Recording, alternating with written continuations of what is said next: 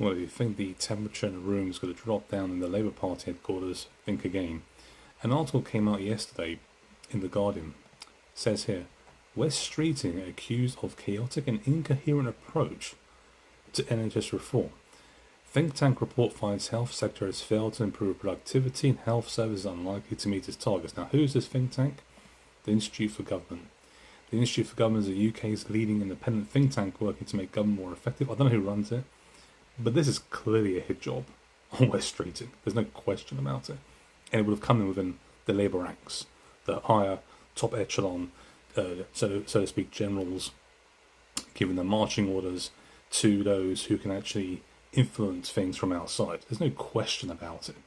On top of that, of course, the Ipsos, I think that's what it's called, the IPOSOS polling came out and said that 71% are dissatisfied with Rachel Reeves. This is the most recent one that came out. There was another poll that showed them reform going ahead. I believe it was in Wales, or they're actually ahead in Wales regardless, I think.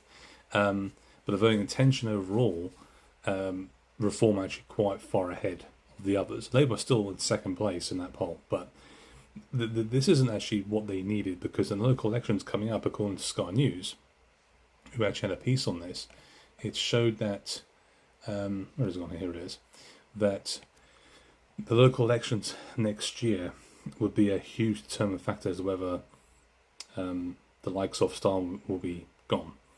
And you can tell because Shabana Mahmood's interview with Trevor Phillips, I think today or yesterday, said that they're going to be tough on immigration. She's making her pitch, basically, or making her pitch to be a little more higher up in the ranks she's still a minister, but high up in the ranks in the Labour Party going forward.